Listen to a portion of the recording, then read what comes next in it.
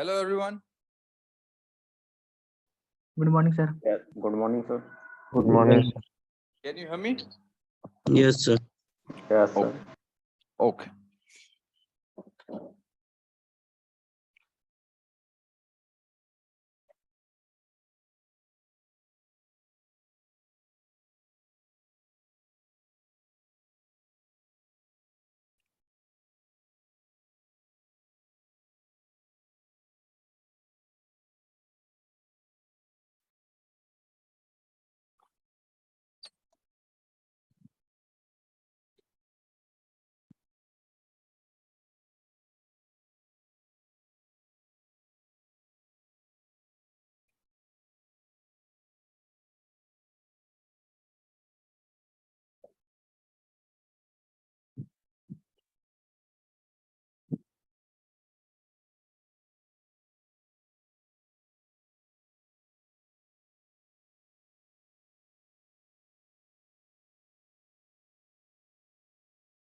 Can you see the board? Yes, Yes, sir. sir. Yes, sir. Okay. Yes, sir. अभी नहीं दिख रहा, अभी दिख रहा. Okay.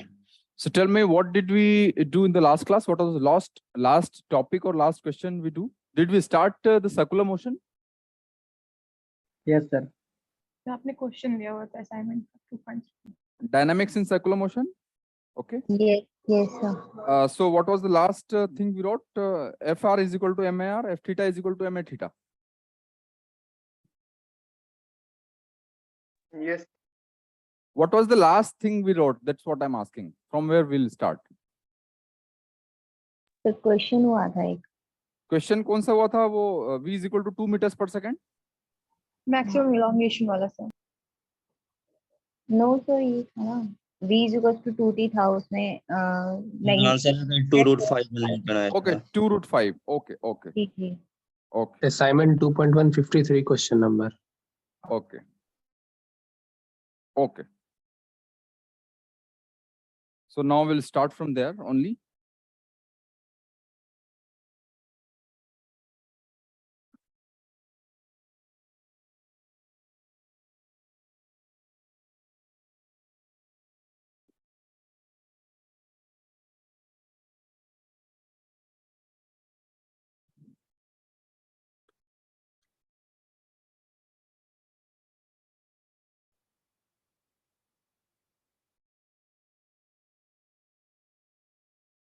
Okay. So now try out question number. Did we try question number 17 of assignment 2.1? Yes, sir. Yes, sir. I gave you homework, right? Yes, sir. Okay, okay, no problem. Then try question number assignment 2.3. Try question number 23. Also in homework, sir. तो Also हो in गया. homework 23 and 25. 23 and 25. 25 in homework. So 23 सबने try कर लिया? Yes, Yes, sir. sir. Answer problem है sir इसका. R1 Okay. by R2 हो जाएगा तो क्या R2 by क्या प्रॉब्लम आ रहा है आंसर में? Sir R1 by R1 R2 आ रहा. R1 by R2 आ रहा है. Okay. Okay, let us see. So in 23, it is given that two particles of equal masses are revolving in circular path of radii R1 and R2 respectively with the same period. The ratio of their centripetal forces is okay. So it is given as this is particle number 1. Okay. Particle number 1 is moving in a circle of radius R1. Okay. Particle 2 is moving in a circle of radius R2. Suppose this is moving with speed V1 and this is moving with speed V2. Okay. And it is given that T1 is equal to T2. This is also given, right? Okay. Now tell me, what is T1? T1 is the time period of the first particle. So what is T1? time at which the particle completes the full circle. Okay. So what is the time? Total distance covered divided by velocity. So what is the total distance covered by particle 1? V1. 2 pi r1. Okay. Yes, sir. And what is the speed? It is v1. What is t2? 2 pi r2 divided by v2. And we need to find the ratio of centripetal forces. Okay. So from here, we will get r1 by r2 is equal to v1 by v2. Okay. So this is the equation we get from the same time period condition. Okay. Now tell me, what is the centripetal force on 1? V1 by R. Centripetal force on 1 is m into a r1. Okay. It is given this equal masses. So masses to जो होगा m रहेगा, मतलब same रहेगा. Now tell me, what is a r1? What is a r1? V square divided by R. Minus v1 square by r1. Yes, sir. Okay. What is fr2? Fr2 is nothing but simply m into a r2. Okay. Masses are given as same for both the particles. Okay. So m into what is ar2? Minus v2 square divided by r2. और हमें पूछा है ratio centripetal forces का. Okay. So then what is fr1 divided by fr2? It is nothing but m and m will cancel out. It will be v1 by v2 whole square into r2 by r1. R2 by r1. Okay. Now we know that r1 by r2 is v1 by v2. Okay. So v1 by v2 का value कितना है? r1 by r2. An answer given in terms of r1 and r2. Okay. So v1 by v2 की जगह r1 by r2 put कर दीजिए. So from here we'll get f of r1 divided by f of r2 is equal to v1 by v2 square means r1 by r2 square from here into r2 by r1. So one r2 by r1 will be cancelled and the remaining term will be r2 by r1. Okay. So the ratio of centripetal forces is given by r2 by r1. Not r2 by r1, r1 by r2.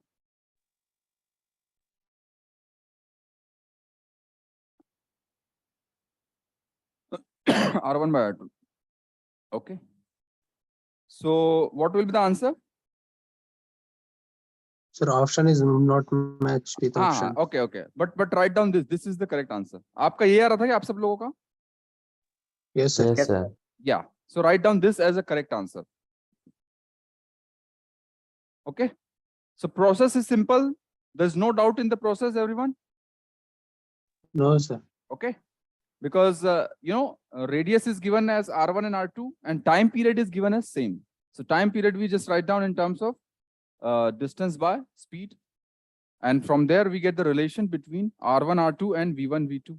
And we need to find the relation between forces, centripetal forces. Okay. So from here we will get r1 by r2. Okay. इसके बाद और कौन सा question दिया था homework में आपको? 25 भी एक बार देख लीजिए सर. 25. Okay. 25 में क्या हो रहा है? डाउट. सर थियोरेटिकली तो समझ में आ रहा है, बताइए. Okay. In the 25 Ouch. question, it is given that two satellites of masses m1 and m2 are revolving around the Earth in circular orbits of r1 and r2 respectively. Which of the following statement is true regarding their speeds? Okay.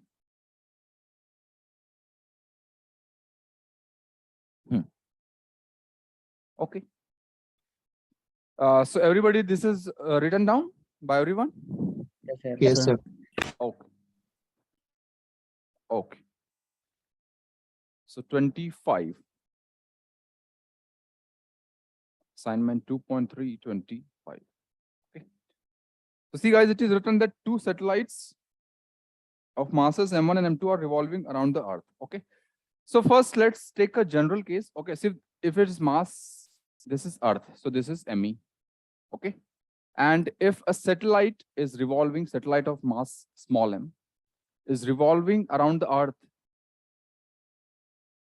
suppose at radius r. Okay. Revolving around the Earth at radius r and speed v. Okay. So Fr is equal to simply, Fr is nothing but simply m into v. Sorry, not m into v, m into ar. Okay. Now tell me, what is the force applied by Earth on the object? It will be gravitational force. Okay. Yes, sir. So if this is r and this is r cap direction, so gravitational force का magnitude कितना होगा? G G. m by r square. R. But it will be attractive or repulsive force? Attractive force. So it will be in this direction. So there will be minus sign here. Okay. It is equal to m into, what is AR? AR is minus v square over r. Okay. So from here, we'll get v is equal to, that means speed is equal to under root g into mass of Earth. This is mass of Earth divided by r. Okay.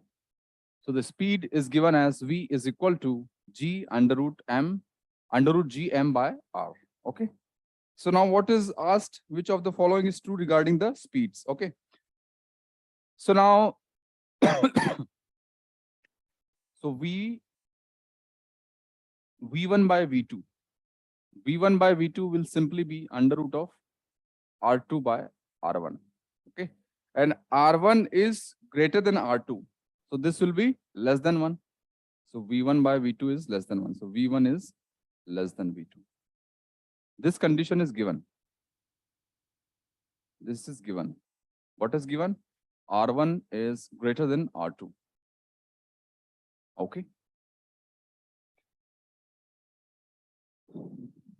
So what will be the answer?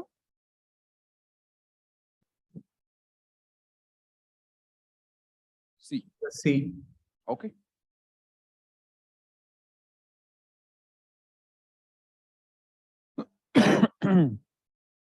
Okay.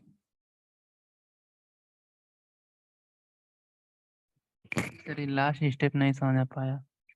Last step. Yes sir. See, from this up to this point, it is clear? Yes sir. Okay. So now we are asked what is the ratio of the speed. So v1 by v2. So g and m will be cancelled because g is the constant and m is the mass of the Earth. Remaining Okay. part is r is in the downwards. So it will be r2 by r1. Okay. Okay. And r1 is greater than r2. So this quantity will be less than 1. Okay sir. Okay.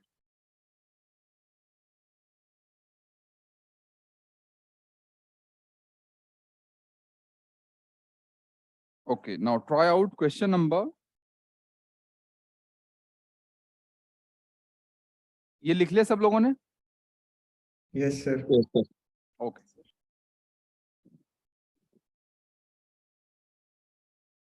Try out question number, assignment 2.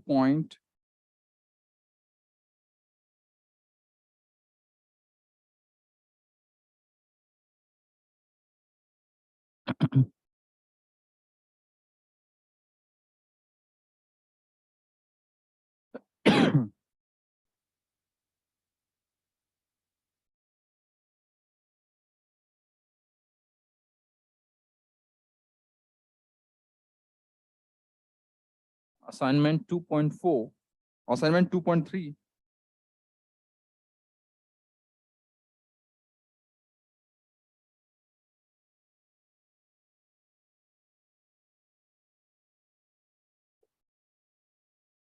Question number 34. Try this out, everybody. Assignment 2.3, question number 34.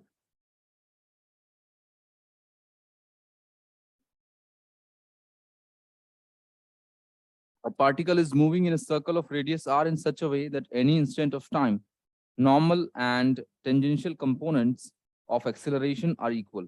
If the speed at t is equal to 0 is v naught, the time taken to complete the first revolution will be.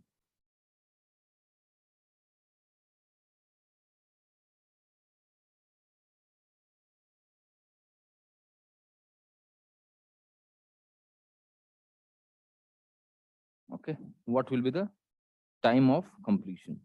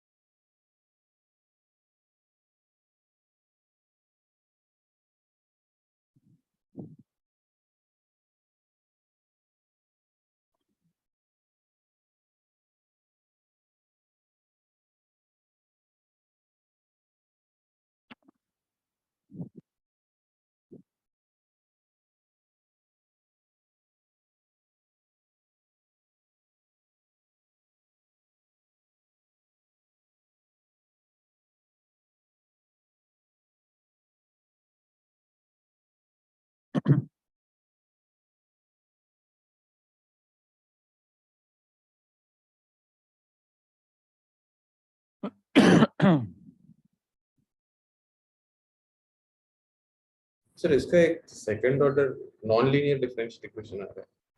क्या आ रहा है? Second order equation आ रहा है. Yes sir, और non linear भी है. No, the time taken to complete the revolution. Okay. So time taken to complete the revolution है तो नॉन लीनियर क्यों आ रहा है? सबसे पहले आपका वेलोसिटी निकल गया. सर मतलब मैंने directly omega square R equal to R alpha कर दिया, मतलब आर थीटा डबल डॉट कर दिया, तो वहां से एक सेकंड ऑर्डर आ रहा है. Okay. Did you try in terms of AR? So what did you write about a theta? What formula did you use? Sir A theta is R theta double dot Okay. Equals to So omega a square. theta, one more formula I wrote down, which is d by dt of speed. Yes sir. Okay. Yes sir. Okay. And AR is v square by r. Sir इसमें dv by dt करके करेंगे तो फिर आगे acceleration को dv by dt करके. बिल्कुल सही बात बोला आपने.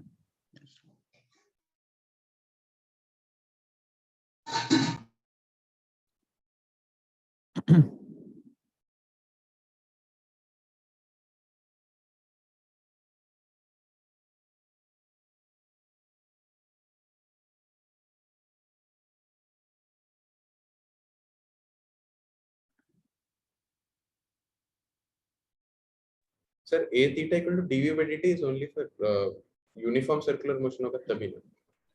No, a theta is equal to dv by dt is always valid for any circular motion क्योंकि d by dt of speed, so speed change हो सकता है ना, इसीलिए तो d by dt है. अगर speed constant रहता तो 0 रहता वो.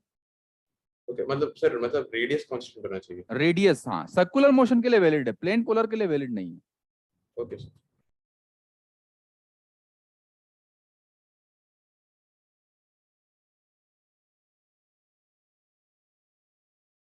क्या रहा आंसर, किसी का आया? किसी ने वेलोसिटी फाइंड किया? Digvijay, Mrityunjay, option C. Okay, क्या किया दिग्विजय आपने? तो पहले सर मैंने तो उसमें डीवी बाई डी किया, फिर d v by d t is equal to क्या फॉर्मूला है?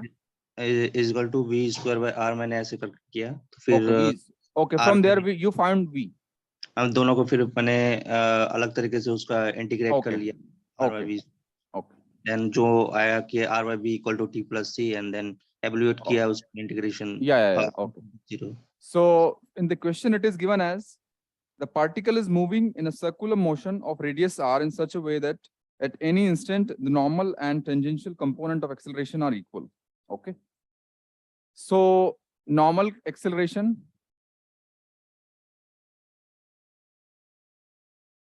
is equal to given as tangential acceleration.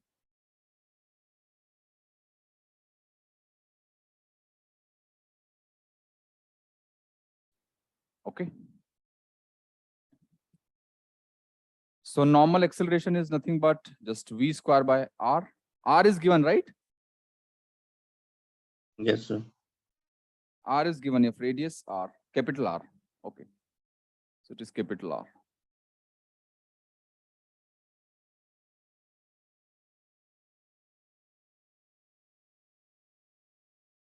Okay. And it is also given that at t is equal to 0, the speed is v naught. Okay. And we need to find the time taken to complete the first revolution. Okay. So from here, v square is by r is equal to tangential acceleration will be what? dv by dt. Okay. So from here, we will get dv by v square is equal to dt over r. Okay. So from here, at any point of time, 0 to t, what is the speed given at t is equal to 0? V naught. So here v naught. And some general point t, it is suppose v. Okay. So what will be the integration of left hand side? It will be minus 1 by v. Minus 1. And the integration is from v naught to v. This is equal to, it is just t over r. Okay. So from here, we will get 1 by v is equal to 1 by v naught minus t over r. Okay. 1 by v is equal to plus aega. Plus or minus? Yeah, it will be plus. 1 by v is equal to, no. This is minus 1 by v plus 1 by v. Minus aega na yahan pe? This is right? 1 by v. Yes, sir, right. Okay. Okay. So from here, we will get v is equal to r.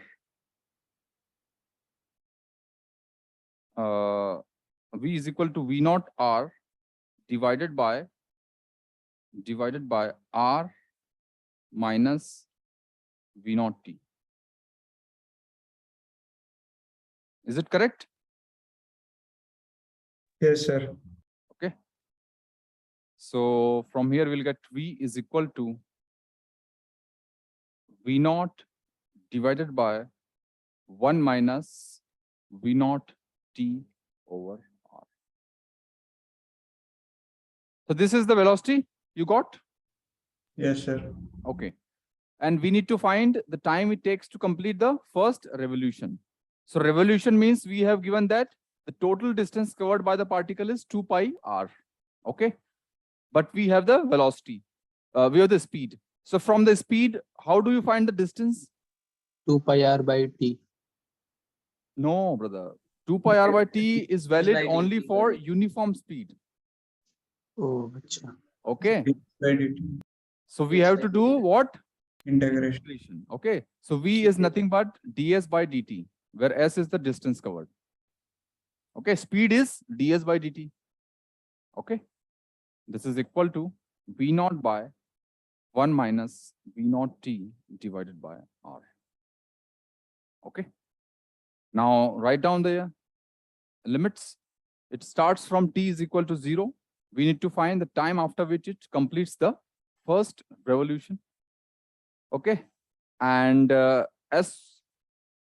from here we'll get, we'll put dt here.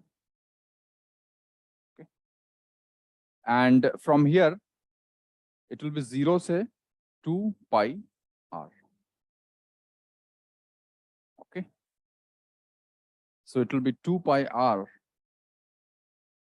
is equal to, what will be the integration of this point? V naught into Minus ln r minus v naught. minus ln by r minus. so first of all minus v naught by r तो नीचे आ जाएगा और आ जाएगा ln R 1 minus minus v naught t r over, by v. and limits are from 0 to t. Okay. Is it all right? Yes, sir. Yes, sir. Okay. So from here we will get v naught से v naught cancel हो जाएगा. From here it will be r. ये r ऊपर जाएगा तो r से r भी cancel हो जाएगा. So we will get 2 pi is equal to, here the upper limit will be ln 1 minus v naught t by r minus lower limit will be, if you put t is equal to 0, it will be ln 1. So ln 1 is Sir. 0. ln 1, which is 0. Okay. So from here we will get 1 minus v naught t over r is equal to e to the power 2 pi. So from here we will get t is equal to what will get 1 minus e to the power 2 pi. Sir एक minus रह गया sir आपका कहाँ पर minus रह गया? Sir जो Okay, second here, step here, है। here. Okay, here this minus sign. Okay, so here there is minus sign. So it will be e to the power minus 2 pi. Right? Yes, sir. So t is equal to e to the power 1 minus e to the power minus 2 pi into r by v naught. Okay. So the answer is C. Sir इसमें हमने normal acceleration को minus 20 कर upon are क्यों नहीं लिया? Here? Yes sir. Okay, see, it is like a convention. ठीक है, तो देखिए जब सर्कुलर मोशन होता है, ठीक है, मान लो कि एक ट्रैक है, ठीक है ना, और उस ट्रैक पे जो है बॉडी जो है सर्कुलर मोशन कर रही है तो रेडियस इधर है, ठीक है, तो नॉर्मल फोर्स लगेगा जब बॉडी पे, तो नॉर्मल फोर्स इधर लगेगा, यस सर। है ना, तो नॉर्मल फोर्स इधर लगेगा, तो in that direction we are assuming this normal acceleration. ठीक है, ओके सर। तो कन्वेंशन सेज कभी कभी इन चीजों में कंफ्यूजन होता है. कन्वेंशन कहता है कि नॉर्मल एक्सेलरेशन जो लेता है ना, it is usually minus AR. समझ के बात आप? Yes sir. ओके, लिख लिया सब लोगों ने ये? जिन लोगों ने लिख लिया है, sir they try out question number 38. So 2 38 का क्वेश्चन हमारे बुक में नहीं. जिन्होंने लिख लिया है, they try out assignment 2.3 question number 38. Sir Just 1 minute. Yes. Yes. Sir इसमें डायरेक्शन नहीं लिए जो normal acceleration equal tangential acceleration किए हैं उसमें तो जो नॉर्मल एक्सीलरेशन होता है वो सर नेगेटिव होता है। हाँ, तो direction। मैंने वही लिखा ना यहाँ पे। यहाँ ये क्या लिखा मैंने अभी? कन्वेंशनल ये कहता है कि नॉर्मल एक्सेलरेशन दिया हो आपको तो उसको माइनस AR लेना है। ठीक है? Okay sir. मेरा सर, सर आंसर नेगेटिव पे चलते वेरी कर रहा है। हाँ, मैं समझ गया आपकी बात। नेगेटिव भी ले सकते हैं आप। एक्चुअली क्या है कि वो क्वेश्चन पे डिपेंड करता है। तो नॉर्मल एक्सेलरेशन का जो कन्वेंशन होता है वो नॉर्मली माइनस AR होता है। ठीक है? इसलिए दोनों को। हाँ, और कभी कभी क्या होता है सर कि क्वेश्चन भी थोड़ा एम्बिगियस हो जाता है। तो वो जब देता है कि दोनों एक्सेलरेशन बराबर है तो वो मैग्नीट्यूड बोलता है बराबर है। Okay sir. समझ गए बात आप? है ना? ओके। सो अब जिनका हो चुका है वो असाइनमेंट 2.3 का क्वेश्चन नंबर 38 ट्राई कीजिए। नहीं है सर हम लोग में भी। क्वेश्चन नंबर 38 नहीं है? नहीं सर नहीं। मैंने दिया है। एप्लीकेशन पे अपलोड किया है ना यार? Yes sir. तो फिर a particle of mass m is moving in a circular path of constant radius r with centripetal acceleration AR varying as AC is equal to k square r TV square. AC is equal to r t square. K square r t square. Now we need to find the power. अब देखिए, अब इस question में भी तो AC दिया हुआ है, वो क्या दिया हुआ है? K square R T square, मतलब मैग्नीट्यूड दिया हुआ है। Yes sir. है ना? माइनस साइन नहीं दिया हुआ है। तो आपको क्वेश्चन के हिसाब से थोड़ा अंदाजा लगाना चाहिए कि अगर हम वेक्टर्स के टर्म्स में लिख रहे हैं या फॉर्मल मेथड से कर रहे हैं तो टोटल लिखेंगे माइनस AR, और अगर क्वेश्चन में अगर कुछ डेटा दिया हुआ है तो उसको इक्वल टू कर देंगे V square by R।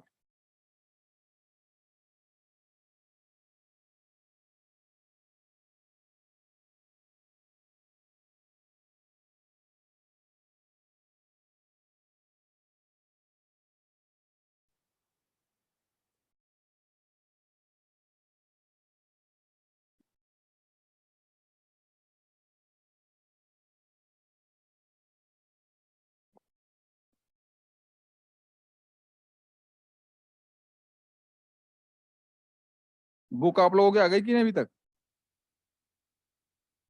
Yes sir. Yes uh sir. गई। यस।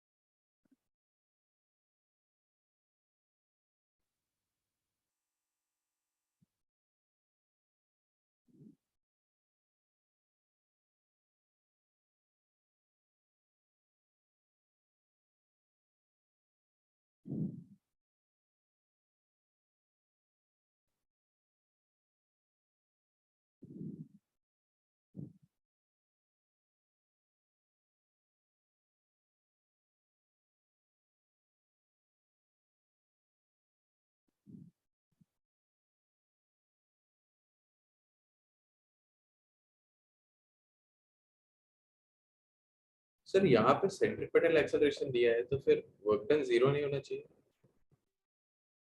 सेंट्रीपिटल एक्सेलरेशन दिया है तो वर्क डन 0 क्यों होना चाहिए? सर लेकिन इसमें ये थोड़ी बोला है कि जो टेंजेंशियल वाला है वो 0 है। Okay okay sir. देखिए यहाँ पर क्या दिया हुआ है? K square R T square. ठीक है, तो टाइम के साथ सेंट्रीपिटल बढ़ रहा है कि नहीं? Yes sir. तो टाइम के साथ बढ़ रहा है मतलब कि सेंट्रीपिटल क्या होता है? V स्क्वायर बाय R, तो V भी टाइम के साथ बढ़ रहा है। Yes sir. तो v टाइम के साथ बढ़ रहा है तो a थीटा क्या होता है dv बाई dt, तो a थीटा जीरो होगा क्या? नो सर, तो a थीटा नॉन जीरो होगा मतलब टेंजेंशियल भी कुछ लगेगा। Yes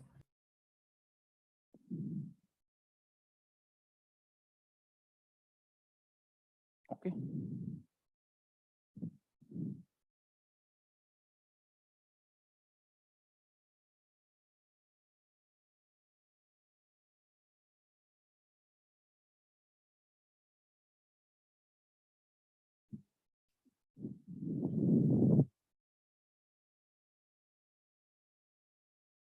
assignment 2.3 question number 38.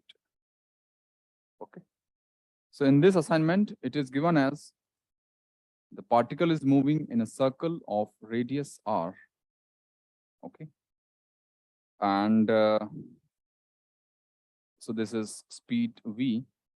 So AC is given as, centripetal acceleration is given as k square r into t square, k square into r into t square. Okay, so now what is AC? AC is nothing but v square by r. Okay, it is k square r into t square. Okay, so from here we'll get v square is equal to k square r into t square.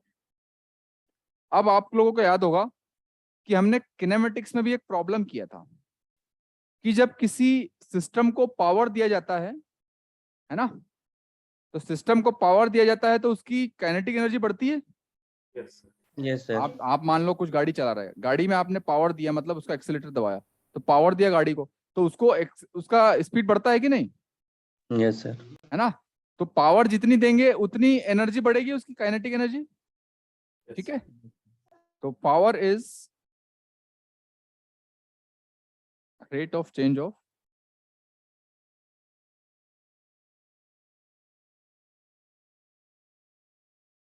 kinetic energy. Okay, so now so that means power is rate of change मतलब d by dt वहाँ of पे are square होगा ऊपर वाले में। no v square by हाँ, yeah, you're right, thank you, d by dt of kinetic energy.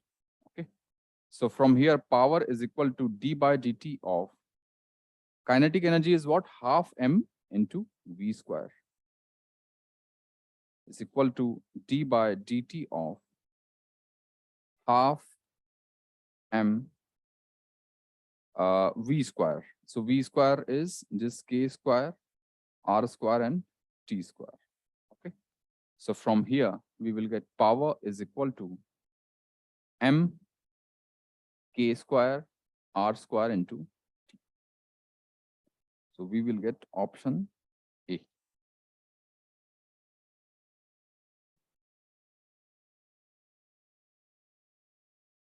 Okay.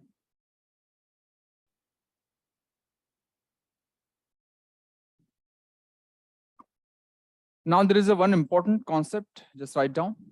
You already know, but just write down in a formal way. Okay. अब मुझे बात बताइए, अगर कोई particle, if some particle is doing a circular motion, ठीक है, और अगर तो पार्टिकल सर्कुलेशन मोशन क्यों कर रहा है? क्योंकि there is a centripetal force which is moving it, या वो टेंशन हो सकता है, कुछ हो सकता है। फॉर एग्जांपल आपने रस्सी है तो रस्सी से घुमा रहा है, तो सर्कुलर मोशन क्यों कर रहा है? क्योंकि रस्सी जो है उसके ऊपर टेंशन लगा रही है। समझ गए बात आप? Yes sir. या फिर कोई अर्थ के आसपास सैटेलाइट घूम रहा है, तो क्यों घूम रहा है? क्योंकि अर्थ उसके ऊपर ग्रेविटेशन Gravity. फोर्स लगा रहा है।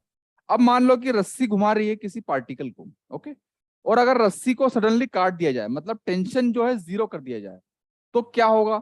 इंट्यूशन से क्या होगा आपके? है ना, पार्टिकल जो है जिधर जा रहा था उधर ही आगे चलता जाएगा। Yes sir. मतलब कि पार्टिकल जो है टेंजेंशियल डायरेक्शन में शूट कर जाएगा। हाँ यस है ना, सर। तो इसको लिख लीजिए, if the centripetal force,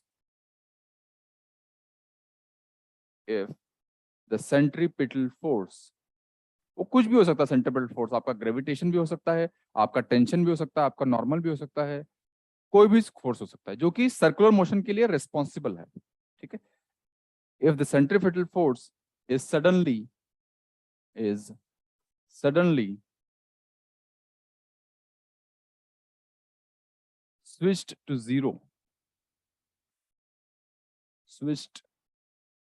zero, then the particle will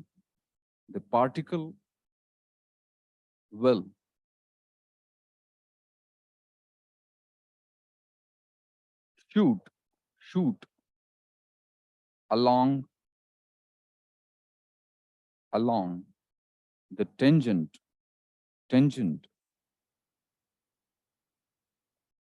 with constant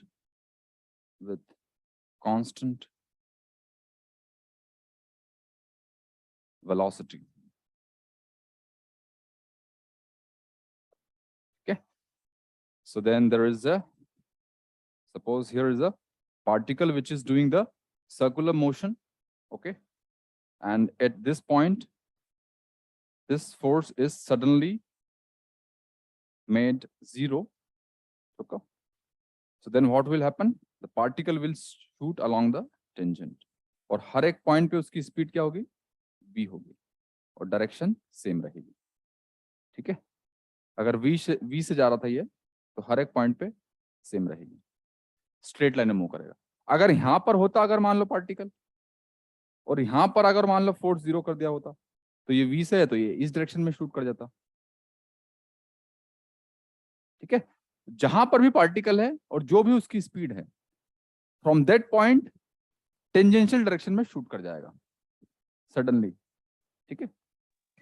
sir ये मतलब लॉन्ग टाइम तक मतलब आगे चलकर सर एक कर्व शेप लेगा ना?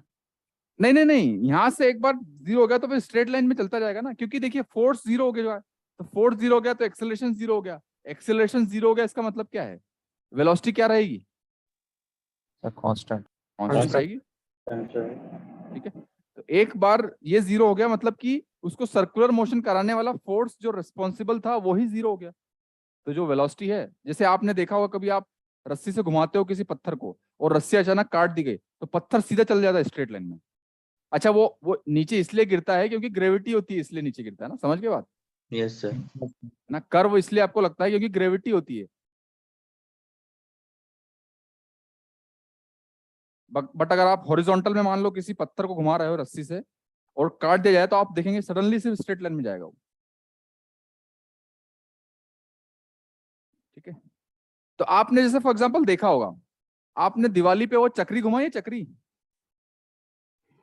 यस सर ना, Yes. दिवाली पे चक्री घुमाते हैं तो चक्री गोल गोल घूमती है, तो Yes, चक्री sir. के अंदर जब तक बारूद होता है तब तक तो उसके साथ घूमता है, बट बारूद जलने के बाद चिंगारी बन के चक्री से अलग होता है, तो आपने देखा होगा कि टेंजेंशियल लाइनें बन जाती है, यस सर। बन जाती है ना टेंजेंशियल लाइनें। Yes sir Yes, Yes, yes, sir. right. हाँ, तो वो इसीलिए कि जब तक चक्री का जो बारूद था वो चक्री के साथ था तब तक तो घुमा रहा था, फिर जैसे शूट हुआ वो टेंजेंट में शूट हो गया, फिर अगला वाला बारूद शूट हुआ तो इधर वाले टेंजेंट में शूट हो गया, फिर अगला वाला इधर में, इधर में, इधर में।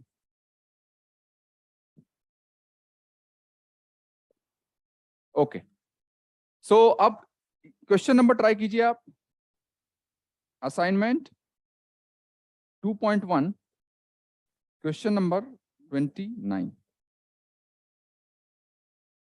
Assignment 2.1 question number not assignment 2.1, yeah, assignment 2.1 question number 29, yeah, try this out.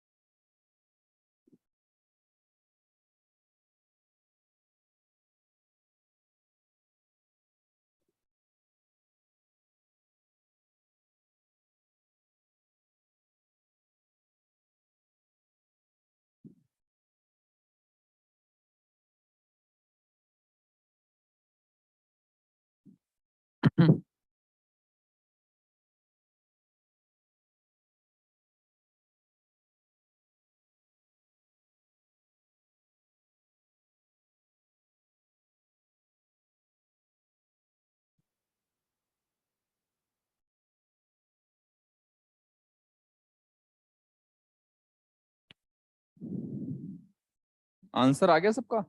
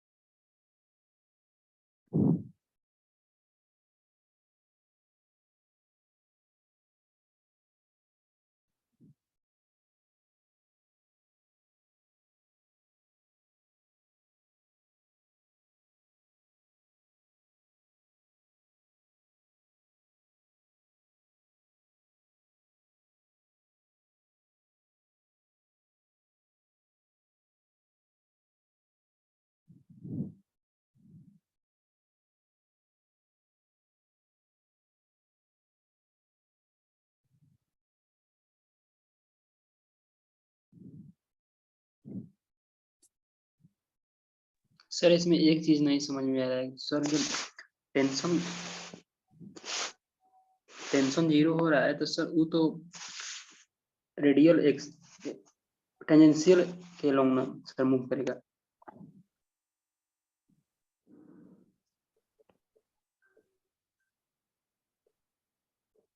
क्या डाउट है, क्या है? सर जब टेंशन जीरो हो जा रहा है तो वो तो सर टेंजेंशियल के लॉन्ग मूव करेगा, तो इसमें रेडियल वेलोसिटी क्यों है? ये चीज समझ में नहीं आ रहा है। देखिए, सर्कल में मूव कर रहा है ये, ठीक है,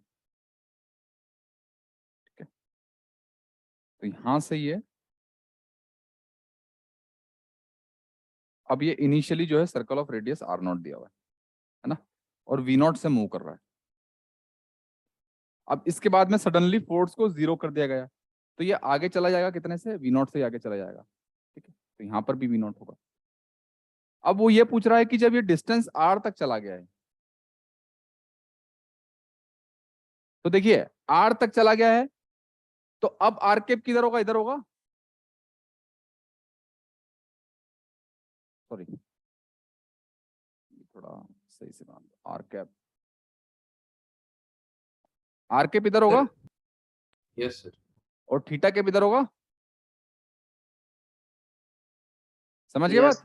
यस उसने पूछा है कि इसका रेडियल कंपोनेंट क्या है। अब समझ में आई बात? Yes sir. Yes okay sir. ठीक है, तो इसका रेडियल कंपोनेंट सपोज ये थीटा है, अगर तो ये भी थीटा है, तो हमसे पूछा है कि radial component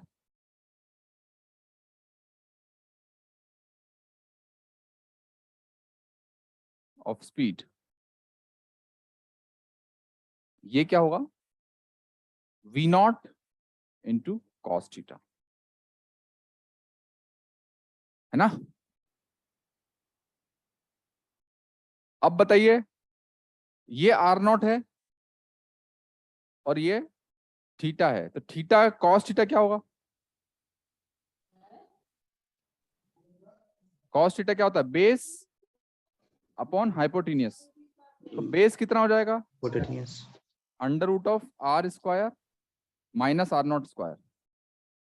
height R naught दिया हुआ है, तो बेस हो जाएगा under root of R naught square divided by R.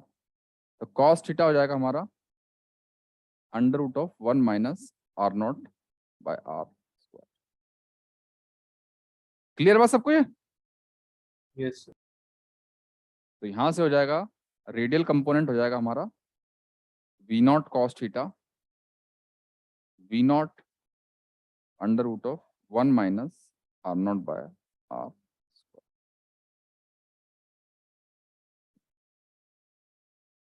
Okay, ठीक है।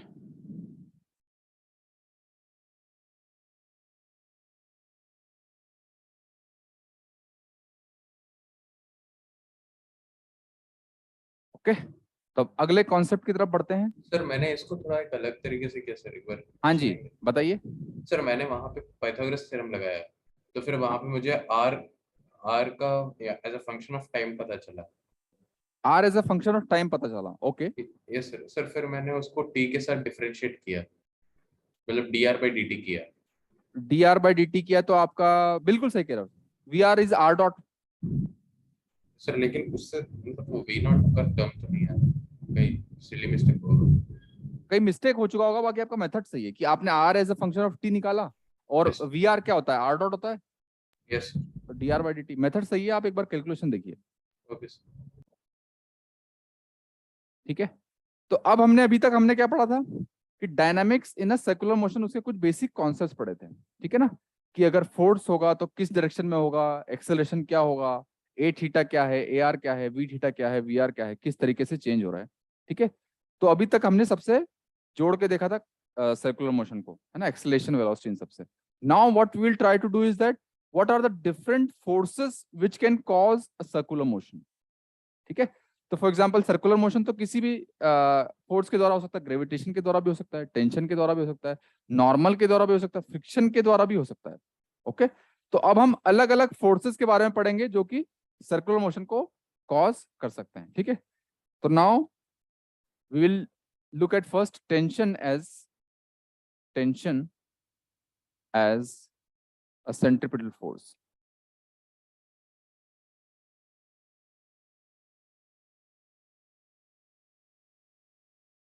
बात क्लियर है सबको, हम क्या करने वाले हैं? ठीक है, तो क्वेश्चन लिखिए एक। Suppose there is a string, this end is a fixed and this is a mass m, this is length L, and this is a string.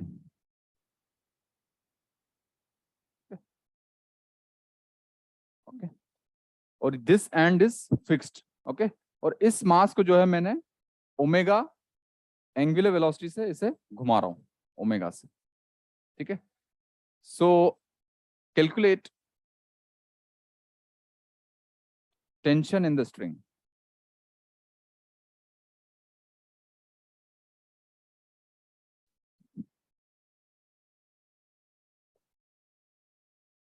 निकालिए, टेंशन निकालिए।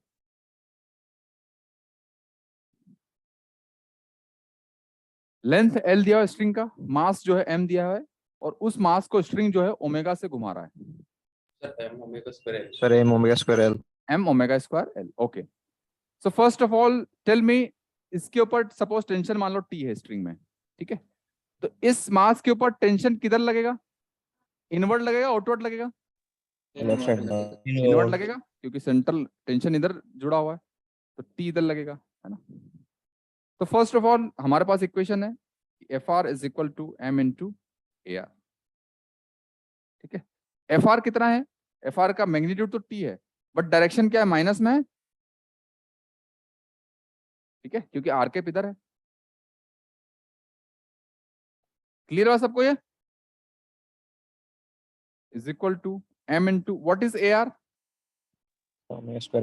माइनस ओमेगा स्क्वायर आर, और R यहाँ पे L है।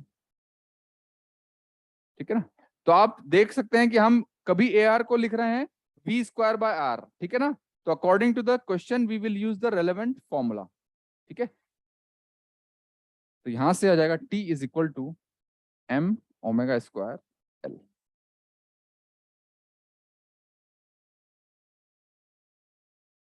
ठीक है,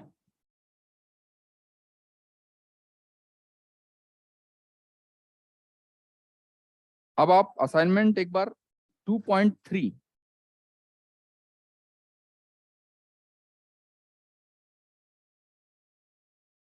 2.3 का आप लोग ट्राई कीजिए, जिनका हो चुका है। असाइनमेंट 2.3 का क्वेश्चन नंबर 27 ट्राई कीजिए। Assignment 2.3 question number 27. ये कहता है a mass is supported on a frictionless horizontal surface. It is attached to a string and rotates about a fixed center at an angular velocity omega naught. This question. So Yeah. Omega square L थोड़ा सा बता दीजिएगा कैसे है minus. देखिए AR के मैंने आपको 2-3 फॉर्मूले बताए थे। AR एक तो होता है minus v square by R और एक होता है माइनस ओमेगा स्क्वायर आर, क्योंकि V क्या होता है, ओमेगा आर होता है ना। हाँ सर समझ आ गया। ठीक है, जब मैंने पहले क्लास कराया था उसमें आपको 2-3 फॉर्मूले लिखवाए थे। तो अगर किसी क्वेश्चन में स्पीड रिलेटेड क्वेश्चन पूछा हो या स्पीड रिलेटेड डेटा दिया हो तो A is equal to v square by R वाला यूज कर लेंगे। अगर एंगुलर वाला दिया हो ओमेगा वाला तो ओमेगा स्क्वायर आर है ना। और ओमेगा क्या होता है, थीटा डॉट होता है, जिसी को लिख सकते हैं minus theta dot square R, है ना। कभी किसी थीटा के टर्म्स में दिया हो पूछा हो तो थीटा वाला यूज कर लेंगे।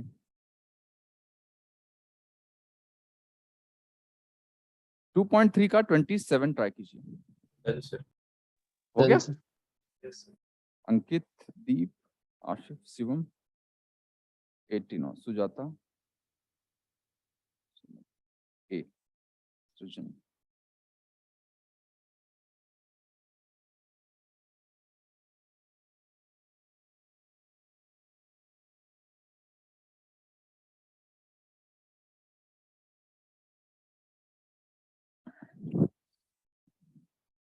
देखिए,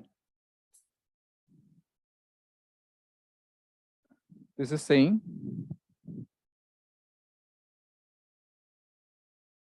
assignment 2.3 question number 27. This is saying a mass is supported on a frictionless horizontal surface. It is attached to a string and rotates about a fixed center with angular velocity omega naught. तो exactly same सवाल हमने last question में किया था। तो t क्या आया था हमारा, m ओमेगा स्क्वायर l। ठीक है, तो इसने बोला है कि पहले एंगुलर वेलोसिटी ओमेगा नॉट से घूम रहा है। ठीक है, तो टी नॉट इनिशियली दिया हुआ, इनिशियल क्या दिया हुआ, T naught is equal to M omega naught square into L. T naught तो ये दिया हुआ है। ठीक है, उसके बाद में इसने किया है कि फाइनली क्या किया इसने, लेंथ को जो है डबल कर दिया है। तो टी बाद का क्या होगा, एम तो वही रहेगा, लेंथ को डबल कर दिया तो ये 2l है।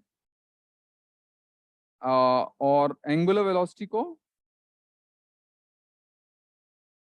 भी डबल कर दिया है, तो ओमेगा की जगह 2 ओमेगा नॉट हो चुका है। ठीक है, so from here we will get T is equal to M into, देखिए 1 2 तो यहां से आ जाएगा 2 और यहां से क्या आ जाएगा 2 स्क्वायर मतलब 4, तो टोटल क्या आ जाएगा बाहर 8। So from here we will get T is equal to 8 और ये क्या है, टी नॉट है।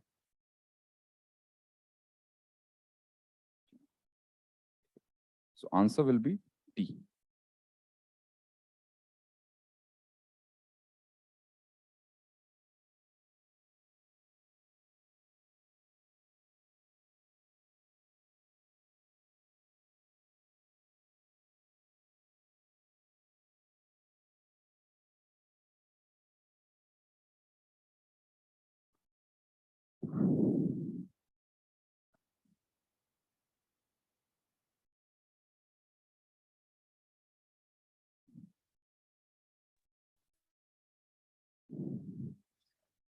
Okay.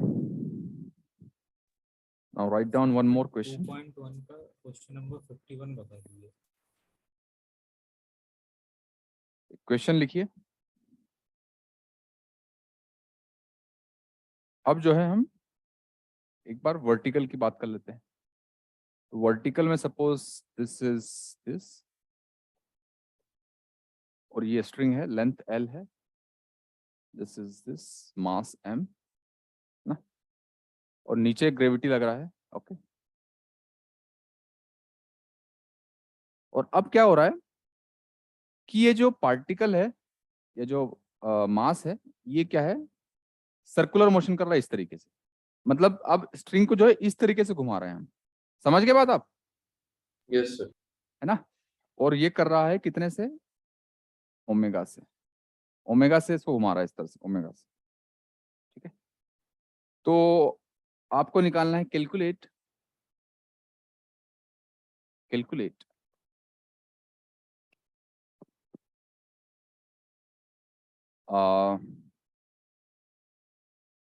the tension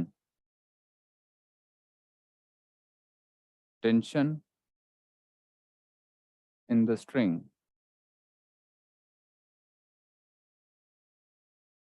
ठीक है। तो आपको दिया क्या क्या है, आपको दिया हुआ है L, आपको दिया हुआ है मास, और आपको ये दिया हुआ है कि ओमेगा नॉट से घुमा रहे हैं इसे, तो आपको कैलकुलेट करना है कि टेंशन क्या होगा।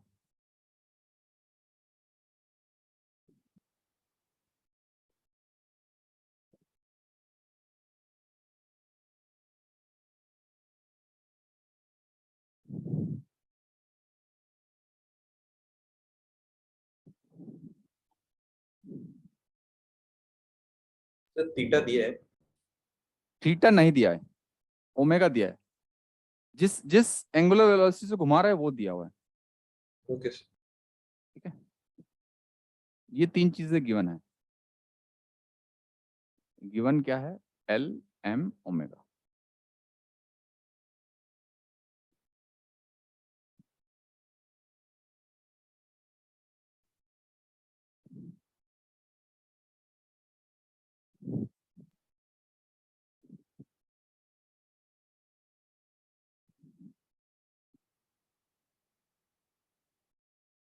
टेंशन जो है इधर लगेगा इसके ऊपर,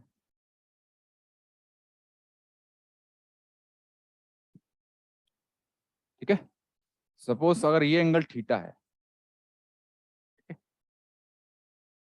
तो टेंशन के दो कंपोनेंट्स हो जाएंगे, यस सर। एक कंपोनेंट तो क्या हो जाएगा, सर वर्टिकल। ये भी थीटा है तो ये हो जाएगा टी कॉस थीटा, इधर हो जाएगा। अच्छा, इनवर्ट डायरेक्शन में कौन सा कंपोनेंट हो जाएगा, साइन थीटा। तो यहाँ पर टेंशन दो काम करेगा, जो वर्टिकल कंपोनेंट है टी कॉस थीटा, वो क्या करेगा, अच्छा इस पार्टिकल के ऊपर एक mg भी लग रहा है नीचे, ठीक है। तो पार्टिकल का बताइए मोशन जो है हो रहा है वो हॉरिजॉन्टल में हो रहा है कि वर्टिकल में हो रहा है, सर हॉरिजॉन्टल। हॉरिजॉन्टल सर्कल में तो घूम रहा है ना वो, तो हॉरिजॉन्टल में हो रहा है मतलब वर्टिकल मोशन जीरो है, इसका मतलब कि net force in vertical direction क्या है, जीरो।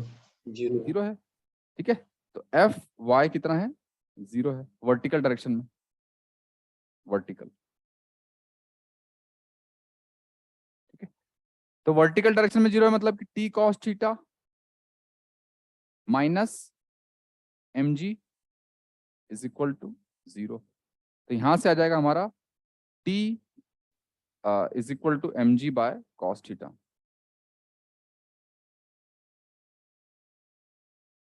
लेकिन हमें थीटा नहीं पता है ना, तो एक इक्वेशन तो हमारे पास ही आ गई। अब बताइए एक और टेंशन कौन सा काम कर रहा है, पार्टिकल को अंदर घुमाने का, ठीक है। तो पार्टिकल को घुमाने का काम कौन सा कर रहा है, टी साइन थीटा कर रहा है ना। तो यहां से लिख देंगे आप सेंट्रीपिटल फोर्स का F R is equal to M A R. Sir same result आएगा ओमेगा स्क्वायर। तो सेम एफ आर कितना है, minus T sine theta, G sine theta, है ना, is equal to M into, अब बताइए ए आर कितना है, ओमेगा से घूम रहा है तो ओमेगा स्क्वायर तो ये है माइनस में, ओमेगा स्क्वायर तो है, बट ये क्या होता है, रेडियस होता है ना, into R, L sine theta हो जाएगा। ठीक है। तो बताइए आर क्या है, ये एल है ये थीटा है, तो आर क्या होगा, एल साइन थीटा होगा, तो minus sine theta is equal to minus M omega square into L sine theta. Sorry ये ओमेगा जो है कैपिटल ओमेगा दिया हुआ है इस तरीके से,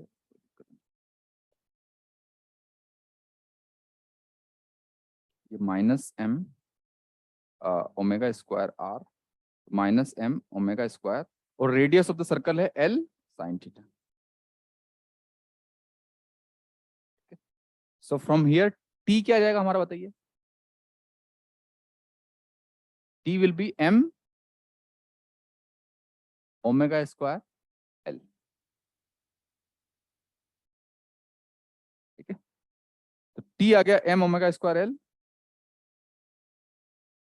ठीक है, और अगर आपसे मान लो थीटा पूछा जाए तो थीटा क्या होगा बताइए, इस इक्वेशन में रख देंगे। थीटा हो जाएगा cos inverse mg by T. Cos inverse mg by T कितना हो जाएगा, m से m कैंसिल हो जाएगा, g by omega square L, ये थीटा। ठीक है, तो आपको दिया हुआ है लेंथ, मास और ओमेगा, और आपसे मैंने टेंशन पूछा था, तो टेंशन आ गया m ओमेगा स्क्वायर L, और अगर आपसे थीटा पूछा जाए तो क्या होगा, cos inverse g by omega square L। Sir ये नेगेटिव साइन कैसे है? क्या हुआ, नेगेटिव साइन क्या कैसे आया? Sir f r equal to M A r, फिर f r equal to minus T sine theta. नहीं तो आर मैम, आर क्या होता है, आर क्या होता है, रेडियस ऑफ सर्कल। तो इस सर्कल में मूव कर रहा है तो ये रेडियस है, ये लेंथ है, ये थीटा है, तो आर क्या हो जाएगा, एल साइन थीटा हो जाएगा। नेगेटिव साइन का कुछ, क्या पूछ रहे हैं आप? नेगेटिव साइन कैसे है? Sir negative sign, negative sign. अच्छा देखिए, ए आर तो क्या होता है, माइनस ओमेगा स्क्वायर आर होता है ना। यस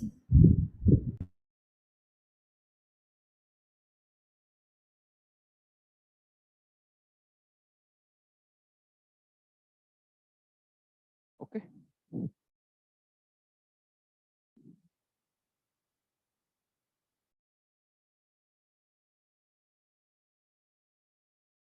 लिख लिया सबने ये? Yes sir. Yes sir. Okay,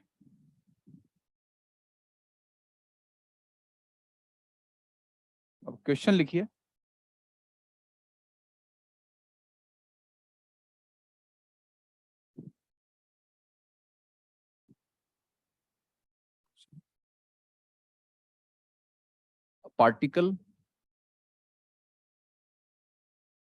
A particle is moving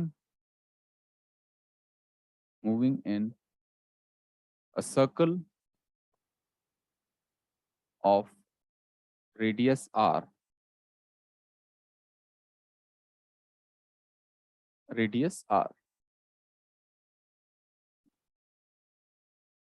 with the help of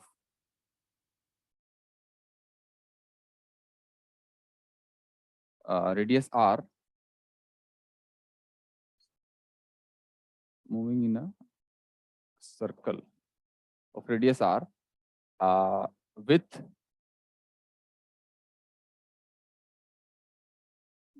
angular velocity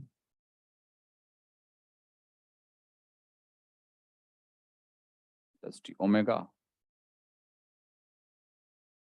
with the help of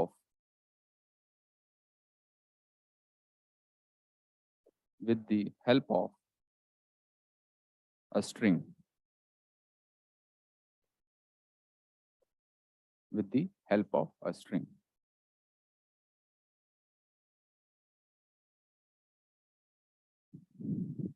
calculate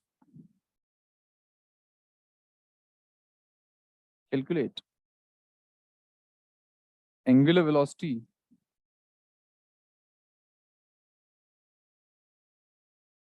omega prime if radius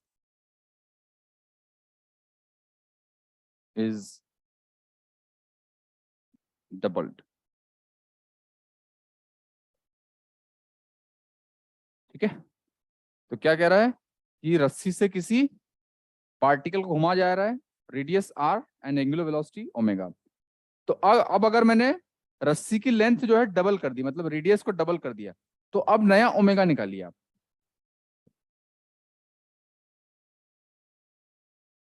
समझ गए बात? क्वेश्चन सब समझ गए? Yes sir.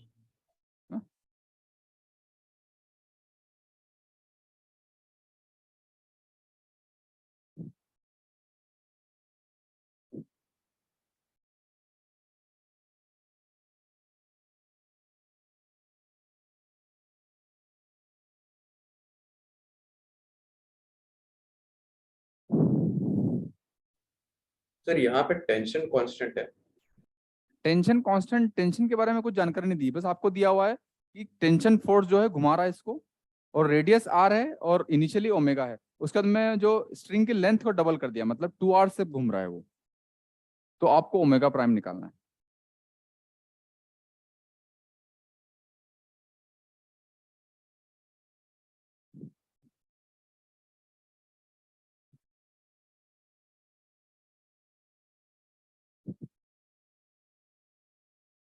देखिए यहां पर पार्टिकल के ऊपर सर्कल में घूम रहा है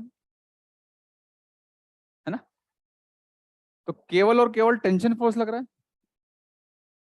कोई Yes, sir. टेंजेंशियल फोर्स भी लग रहा है क्या इसके ऊपर? No sir. नहीं लग रहा है। तो यहां पर टेंजेंशियल फोर्स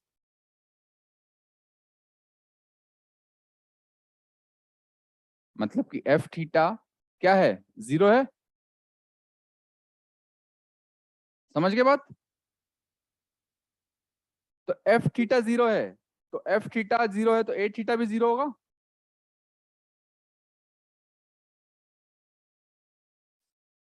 अब ए थीटा का फॉर्मूला क्या होता है बताइए? 1/r d/dt क्या होता है? आर स्क्वायर थीटा आर है। Square R square into omega.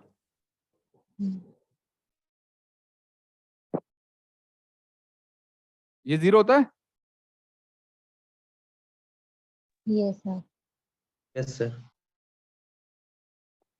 तो इसका मतलब क्या है कि अगर किसी क्वांटिटी का अगर d/dt 0 हो तो वो क्वांटिटी क्या होती है? कांस्टेंट। इसका मतलब है कि आर स्क्वायर ओमेगा क्या है?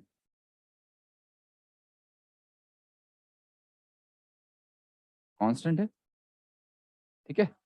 इनिशियली जो है कितना है? आर और ओमेगा है।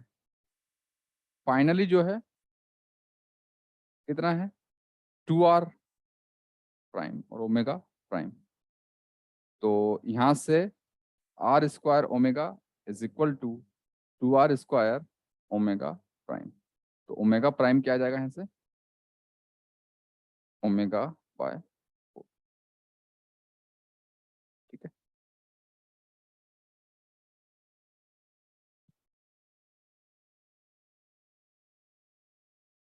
क्लियर?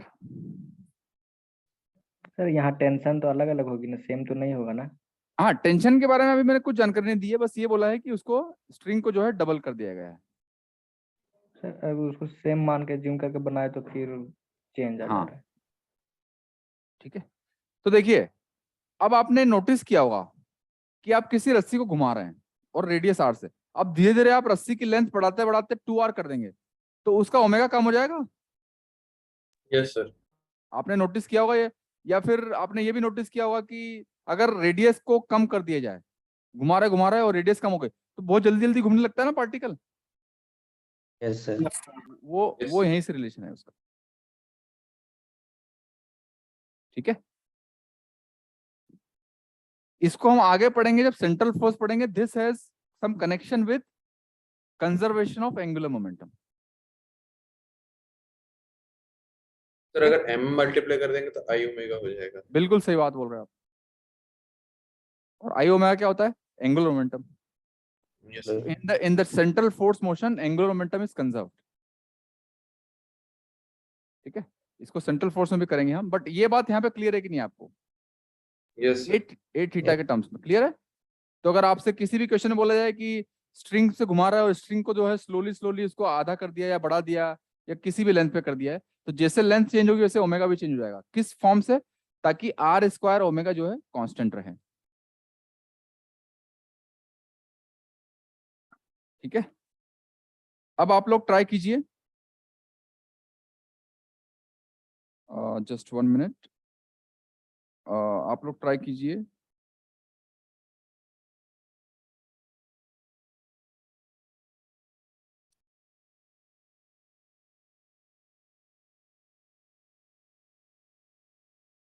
क्वेश्चन नंबर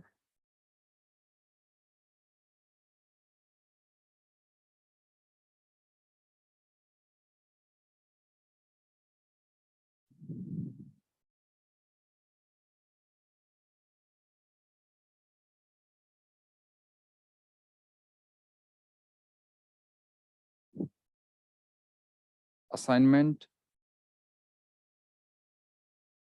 2.1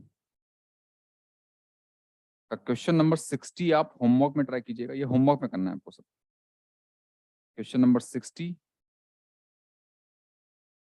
उसके बाद में सर अभी असाइनमेंट 2.1 पूरा कर सकते हैं? असाइनमेंट में आपको जो जो देते जा रहा हूँ वो करते करते जाइए आप साथ साथ में। Okay sir. 2.4 का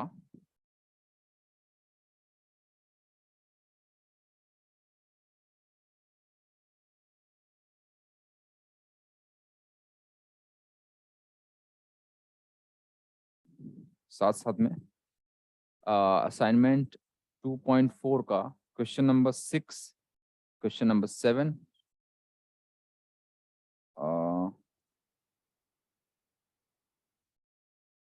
and also question number 5. Okay.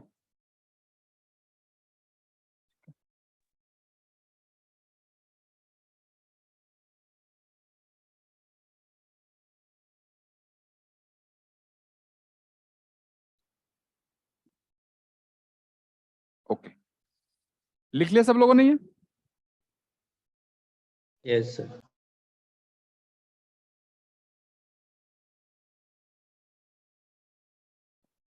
Okay, आगे चलते हैं। ये आप होमवर्क में करके लीजिए। Okay sir. अब एक क्वेश्चन लिखिए, एक स्ट्रिंग है,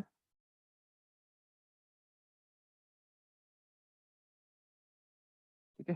तो अभी तक हम जो कर रहे थे वो कर रहे थे, क्या कर रहे थे? मासलेस स्ट्रिंग कर रहे थे सर्कुलर मोशन में। यस तो मासलेस स्ट्रिंग कर रहे तो हर एक पॉइंट पे टेंशन जो है सेम होगा। अब हम करेंगे थोड़ा, अगर स्ट्रिंग में मास डाल दिया जाए तो क्या होगा, ठीक है।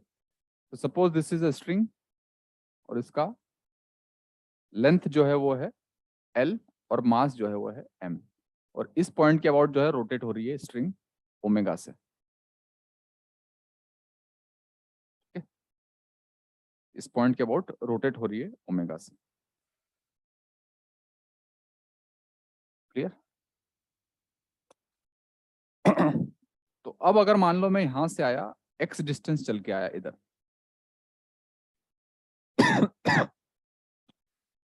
तो आप देख सकते हैं कि आप इमेजिन कीजिए कि कोई हैवी स्ट्रिंग है, हैवी कोई रोप है, रस्सी, उसको घुमा रहे हैं।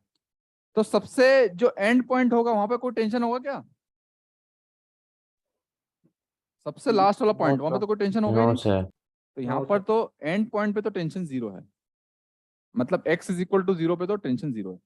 अब जैसे जैसे अंदर जाएंगे वैसे वैसे टेंशन बढ़ता जाएगा, यस सर। इससे ठीक है। तो आपको ये निकालना है, calculate tension eight point x, मतलब आपको tx निकालना है।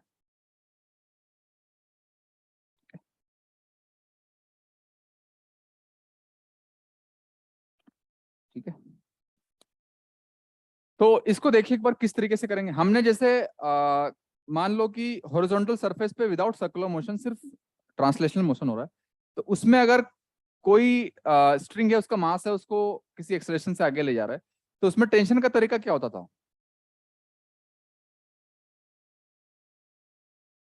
क्या तरीका? जा रहा उधर टेंशन। स्ट्रिंग का मास भी कंसीडर करते थे उसमें हम एक्सेलरेशन में, यस है ना। सर। इसमें जो है हम सपोज दैट हम x पे निकालना है ना, तो आप एक काम करो, x पे एक एलिमेंट ले लो, तो क्या करेंगे हम, x पे एक एलिमेंट ले लेंगे स्ट्रिंग का, है ना। कितने को ले लो एलिमेंट, dx वाला एलिमेंट ले लो, लेंथ dx वाला, ठीक है ना। और सपोज दैट अब इस लेंथ, अब देखिए इस लेंथ dx पे इधर कुछ कनेक्टेड है, इधर कुछ कनेक्टेड है कि नहीं? Yes sir. है, इधर भी स्ट्रिंग का एक पार्ट है, इधर भी स्ट्रिंग का एक पार्ट है। तो इधर वाला पार्ट इधर टेंशन लगाएगा, यस सर, दोनों और तरफ इधर वाला पार्ट किधर लगाएगा, इधर लगाएगा टेंशन, है ना। और ये वाला जो पार्टिकल है, ये वाला जो एलिमेंट है, वो भी सर्कुलर मोशन करेगा कि नहीं करेगा? Yes sir. स्ट्रिंग का हर एक, और सर्कुलर मोशन करेगा किस एंगुलर स्पीड से, ओमेगा से ही, है ना। हर एक स्ट्रिंग का हर एक पॉइंट ओमेगा से ही चलेगा, क्योंकि उतने समय में 2 पाई आ जाएगा वो समय के बाद। Yes sir. ठीक है, तो अब बताइए सपोज कि यहाँ पर ओमेगा चल रहा है और नेट जो है इसको और इसको मिला के नेट फोर्स जो है वो इधर dt लग रहा है, टेंशन। ठीक है, बात क्लियर है सबको ये? सर हाँ सर मतलब स्ट्रिंग को ऊपर से नीचे घुमाया जा रहा है या फिर मतलब लेफ्ट टू राइट, वैसा कुछ? क्या बोल रहे हैं आप? सर स्ट्रिंग को मतलब हम लोग ऊपर से मतलब नीचे से ऊपर, मतलब वैसा कुछ घुमा रहे हैं ना? नहीं, यहाँ से ये जो है फिक्स है और ये घुमा रहा है स्ट्रिंग को, हॉरिजॉन्टल सरफेस पे घुमा रहा है उसको, स्ट्रिंग को। अच्छा सर, हॉरिजॉन्टल, इसीलिए सर ग्रेविटी को नहीं नहीं, यहाँ पर ग्रेविटी नहीं है, नो ग्रेविटी, ये हॉरिजॉन्टल सरफेस पे हो रहा है। ठीक है, तो इस एलिमेंट पे लगा दीजिए F R is equal to M A R. तो एफ आर कितना है, F R is minus D T, M कितना है इसका, डीएम, और ए आर कितना है, माइनस ओमेगा स्क्वायर। अब बताइए आर की जगह क्या होगा यहाँ पे, L minus x। कितने कितने रेडियस के सर्कल में घूम रहा है, ये अगर x है तो ये कितना हो जाएगा, L माइनस एक्स हो जाएगा। समझ गए बात? Yes sir. तो कितने रेडियस के सर्कल में घूमेगा ये, L minus x into L minus x. ठीक है, तो यहां से हमारा क्या आ जाएगा, d t is equal to minus minus cancel हो जाएगा, dm omega square L minus x. ठीक है, तो अब बताइए मुझे dt is equal to, string का टोटल मास कितना है, m है, मास पर यूनिट लेंथ कितना हो जाएगा, m बाय l, और इस dm की लेंथ कितनी है, dx है, तो dm इतना हो जाएगा। समझ गए बात? ये dm हो जाएगा हमारा into omega square L minus x.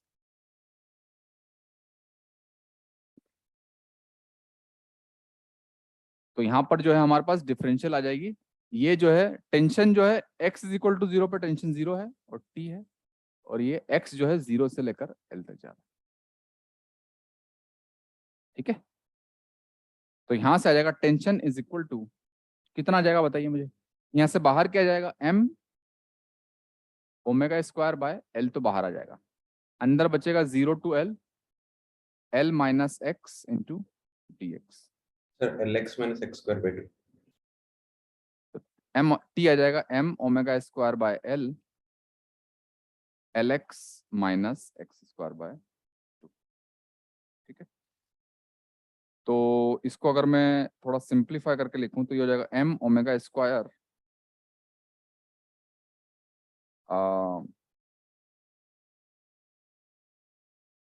m omega square L से अगर मल्टीप्लाई करता हूं मान लो मैं, तो आ जाएगा x by L minus x by L minus 1/2 x by L का होल स्क्वायर, ये आ जाएगा।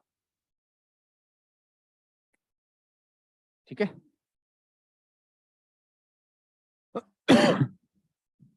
सर लिमिट उसमें सर एक्स का लिए है जो 0 से एल होगा, कि 0 से एल माइनस एक्स होगा, नहीं, क्योंकि 0 एक से एल पॉइंट होगा ना, निकलना 0 से एल यहाँ तक, सॉरी, 0 से एक्स होगा यहाँ पे, 0 से एक्स, सॉरी, ये एक्स है, ये हम एक्स पॉइंट पे निकाल रहे हैं ना,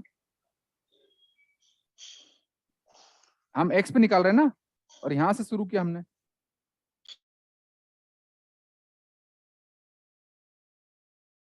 ओके, अब मुझे बताइए इसमें t at x is equal to 0 कितना होगा, मतलब एंड पॉइंट पे कितना होगा, 0 होगा, 0 माइनस 0। 0 अब बताइए tension at x is equal to l कितना होगा, मतलब कि यहां पर क्या टेंशन होगा, यहां पर जो पूरी स्ट्रिंग को घुमाने के लिए रेस्पॉन्सिबल है, क्या होगा, हम गैस रहे m omega square l, l by l minus SF 1/2l, तो आ जाएगा m ओमेगा स्क्वायर हैं। l/2।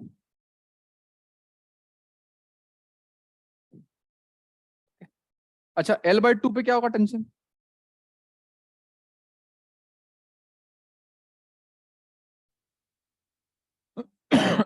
l/2 पे क्या होगा, sorry x is equal to l/2, बताइए l/2 पे क्या होगा, यहां से तो आएगा 1/2 और यहां से आ जाएगा कितना 1/4, 1/4 इंटू 1/2 पहले से है, तो 1/8, तो 1/2 माइनस 1/8, सर वहाँ एल स्क्वायर कॉमन होगा, नहीं l ही कॉमन होगा ना, तो एक्स बाई एल नहीं ना आएगा।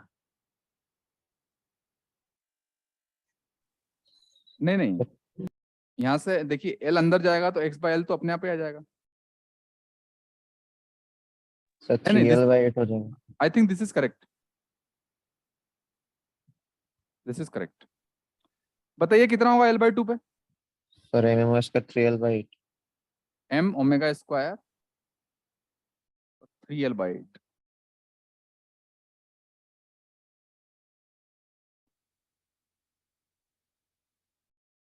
ओके, सर एक डाउट था sir, just 1 minute.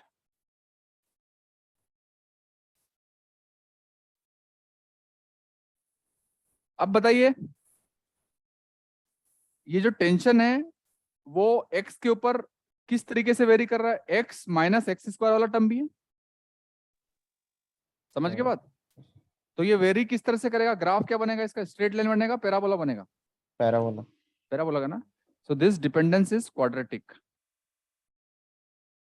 Quadratic dependence है तो पैराबोला।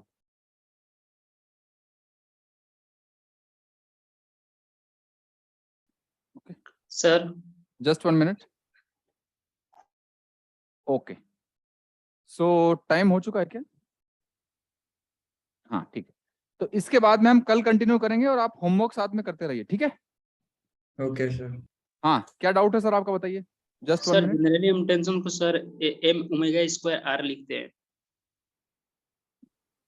क्या, what are you saying, generally हम टेंशन को sir m omega square r लिखते हैं।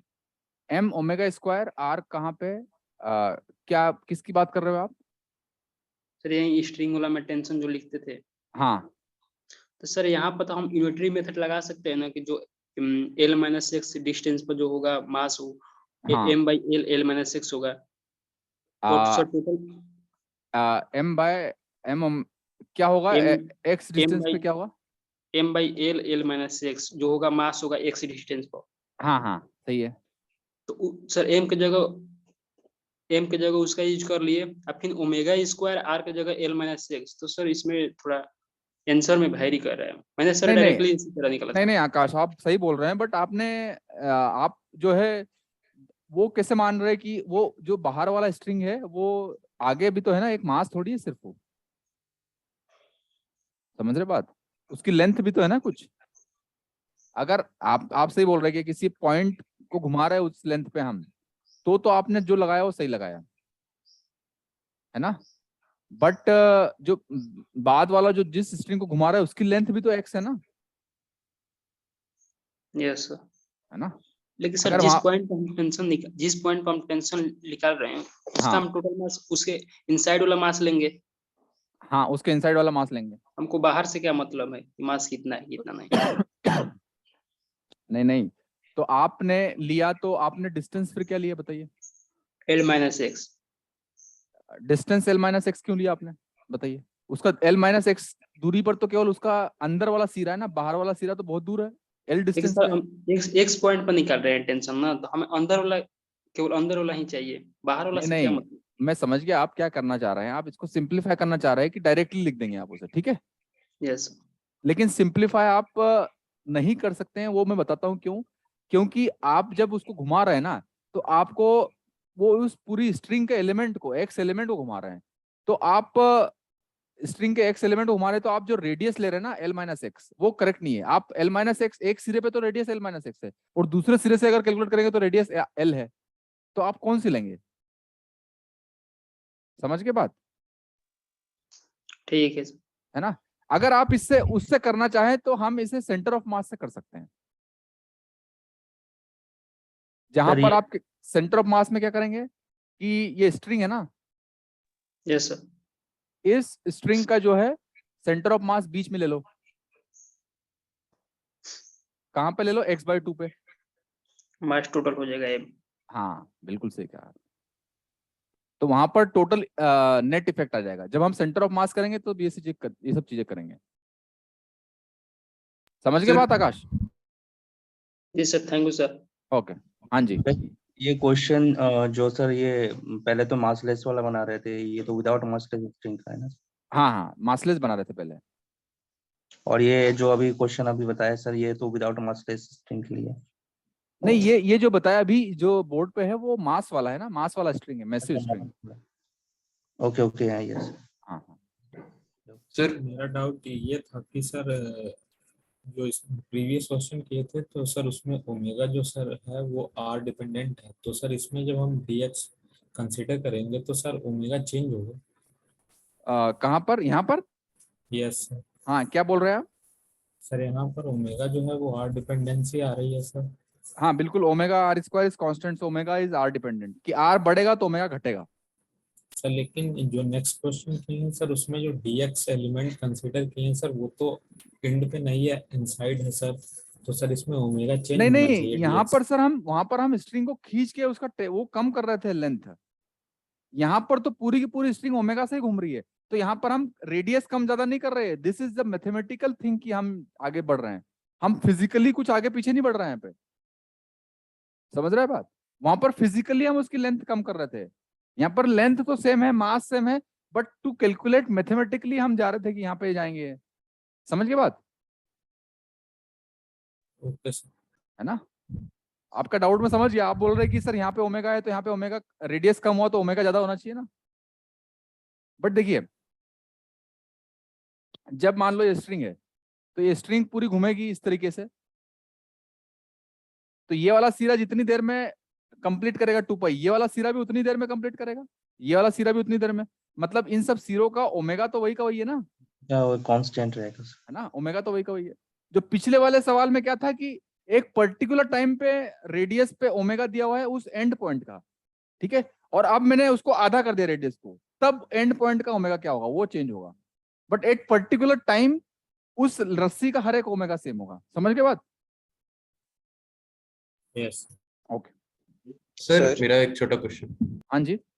सर इसके पहले जो आप वो मासिव स्ट्रिंग्स का क्वेश्चन कराए थे जिसमें एक फोर्स से खींच रहे थे, हाँ सर उसमें आपने डीएम तो नहीं लिया था। मतलब आपने ऐसे किया कि 0 से लेके एक्स तक एक पूरा एलिमेंट ले लिया और उसके ऊपर फोर्सेस बैलेंस कर दिए। लेकिन यहाँ पे आप डीएम लेके डीएम के ऊपर फोर्सेस बैलेंस कर रहे हैं। क्योंकि यहाँ पर क्या है, टेंशन किसकी बात कर रहे हैं? पहले किया था मतलब? सर मतलब पहले एक मैसिव स्ट्रिंग पड़ा हुआ था और एक तरफ हाँ हाँ, फोर्स से वो खींच रहे हैं। ट्रांसलेशन में। हाँ यस सर, तो वहां पे आपने डीएम नहीं लिया था। आपने x=0 से लेके x=x तक एक पूरा यूनिट ले लिया और उसके ऊपर t और f को बैलेंस कर दिया। यहाँ पे आप डीएम ले रहे हैं, एक x डिस्टेंस पे dx का डीएम ले रहे हैं और फिर उसके हाँ, वो क्यों कर रहा हूँ? क्योंकि मैं ये करना चाह रहा हूँ कि यहाँ पर tension is responsible to rotate the element. ठीक है? तो अगर मान लो मैं x ले लेता पूरा का पूरा और फिर रोटेट करता, तो बताइए मैं r की वैल्यू क्या लगता? r की वैल्यू में l-x रखता कि l रखता? सर फिर तो नहीं लग सकते फिर। है ना? समझ गए बात? तो r की प्रिसाइज वैल्यू मुझे चाहिए, इसीलिए मैंने किया ये। ओके सर, ऐसे नहीं बोल सकते कि सेंटर ऑफ मास से सेंटर ऑफ मास तक एक्स ले लिया। हाँ, सेंटर ऑफ मास से कर सकते हैं, बट अभी मैंने सेंटर ऑफ मास का कॉन्सेप्ट पढ़ाया नहीं, that's why I did it in general way. Okay sir. और सर, और उसके पहले जो हम लोग वो मास्टर स्ट्रिंग का वो क्वेश्चन था जिसमें फोर्स से खींच रहे थे हाँ ट्रांसलेट, हाँ सर बिल्कुल। वहां पे अगर हम लोग डीएम लेंगे तो डीएम के ऊपर वो एफ का वो नहीं रहेगा ना? नहीं वो नहीं, F डीएम के ऊपर डीटी रहेगा सिर्फ। सिर्फ डीटी रहेगा, लेकिन सिर्फ पूरा यूनिट लेंगे तब एफ और टी दोनों हाँ रहेंगे। बिल्कुल, पूरा यूनिट लेंगे तब एफ रहेगा। Okay sir. सर और मैकेनिक्स का हम लोग का सिलेबस कब तक खत्म होगा? सिलेबस तो सर देखिए अभी I can not say that, अभी क्लासेस की फ्रीक्वेंसी बढ़ेगा तो जल्दी खत्म हो जाएगा। अभी जो चल रहा है तो फिर शायद लगेगा अक्टूबर लगेगा। सर पूरा Okay, कोर्स बता रहा है जनवरी तक क्या चलेगा। हुआ? पूरा कोर्स का जितना बता रहा है वो तो जनवरी तक बता रहा है। कोर्स का क्या बता रहा है? पूरे कोर्स का? टोटल कंप्लीट ही है सर। हाँ, उन्होंने तो जनवरी बताया- एंड, जनवरी एंड तक बता रहा है। हाँ सर, पहले तो बताया था कि नवंबर तक खत्म हो जाएगा, उसके बाद तो फिर अभी। ओके ओके, सो मैकेनिक्स तो आपका जल्दी हो जाएगा, कोई टेंशन वाली बात नहीं। Okay sir. ओके सर कल आपने होमवर्क दिया था सर, उसमें सर क्वेश्चन नंबर 51 2.1 का नहीं हुआ सर, एक बार बता दीजिए। लास्ट क्लास में sir last sir year homework जो दिया था सर क्वेश्चन नंबर 51, हाँ सर हाँ वो एक बार बता दीजिए। ठीक है मैम, डिस्कस कर लेंगे नेक्स्ट क्लास में। सर हाँ सर ये वाला जो आपने लिया FR इक्वल टू MAR, उसके बाद सर वो जो आपने लिखा है ना माइनस DT, तो वो तो हाँ। DT मतलब इनवर्ड है इसलिए नेगेटिव ले लिया हमने। हाँ बिल्कुल सही। और उसके बाद सर वो DM के बाद इनटू माइनस ओमेगा स्क्वायर, ये X ना होगा सर, या L नहीं माइनस देखिए, रेडियस क्या है? एल एक्स, तो हम ऊपर वाले सिरे से अंदर जा रहे हैं ना, तो रेडियस तो एल माइनस एक्स होगा ना। रेडियस जिस सर्कल में डीएम घूम रहा है उसका रेडियस तो एल माइनस एक्स होगा ना। समझ गए कि नहीं बात? मतलब सर हम लोग तो मतलब देखिए इस ये साइड से जा एक्स रहे है, हैं। ये एक्स हाँ। है, और ये जो एलिमेंट जो सर्कुलर मोशन करेगा वो तो ये करेगा ना इस रेडियस से। ओके ओके सर, ये रेडियस तो एल माइनस एक्स है ना। अच्छा यस मैं x माइनस कर दिया और लेंथ। ओके, सो ओके जी, नेक्स्ट क्लास में मिलते हैं, ठीक है। सर टेंशन के लिए एक पूछना था सर। हाँ, टेंशन के लिए बताइए। सर टेंशन के लिए सर मतलब एक मीडियम में ही मतलब मीडियम मतलब सर लाइक दैट हम लोग रस्सी बोलते हैं या ट्विस्टिंग बोलते हैं, वो भी मैं उसमें एक मीडियम की तरह कंसीडर कर रहा हूँ। हाँ तो मतलब के टेंशन में मतलब मीडियम में ही लगता है, मीडियम में हाँ हाँ, मतलब टेंशन किसी फिजिकल ऑब्जेक्ट के द्वारा लगता है ना। यस, तो मैं जानना चाहूंगा कि सपोज करते कि अर्थ है या सन है, तो ये दोनों के बीच में तो कोई सा मतलब मीडियम नहीं है। हाँ तो हम लोग बोलते हैं कि ग्रेविटेशनल फोर्स लगता है। हाँ, क्या इन दोनों के बीच भी सर टेंशन एज्यूम कर सकते मतलब कि फोर्स लगता है? हाँ लेकिन कोई फिजिक, यहाँ पर स्पेस ही मीडियम है। यस, तो वही तो मैं समझ रहा तो सर इस मतलब स्पेस के थ्रू टेंशन या फिर मतलब स्पेस में ही टेंशन लगता है? नहीं, टेंशन नहीं बोल सकते उसको आप। टेंशन तो एक फिजिकल मीडियम होता है ना, तो यहाँ पर तो स्पेस अपने आप में ही एक मीडियम है जो उसको घुमा रहा है। तो न्यूटन्स लॉ से देखेंगे तो एक फोर्स फील्ड है जो उसको घुमा रही है, या फिर जैसे कूलम लॉ में देखेंगे फेराडेस लॉ, तो फोर्स फील्ड है जो उसको घुमा रही है। But ultimately what happens is the space itself gets curvatured, और वो कर्वेचर स्पेस जो है घुमा रहा है। आइंस्टाइन ने बोला था ना। ओके सर, एक चीज और है सर। हाँ कि जैसे कि हम लोग ऑब्जेक्ट को सर्कुलर मोशन पे मतलब मूव कराते हैं और सडनली हम लोग स्ट्रिंग को कट कर देते हैं तो टेंजेंशियल डायरेक्शन में मतलब कांस्टेंट वेलोसिटी से मूव करने लगता है। हाँ जी। मैं सपोज करता हूँ कि सर जैसे कि ग्रेविटेशनल फोर्स से बहुत सारा इलेक्ट्रोमैग्नेटिक फोर्स जो होता है स्ट्रांग होता है। हाँ सर उसी कंडीशन में किसी अगर मतलब कि ऑब्जेक्ट को मतलब इलेक्ट्रिक फील्ड में मैं मूव करा रहा हूँ।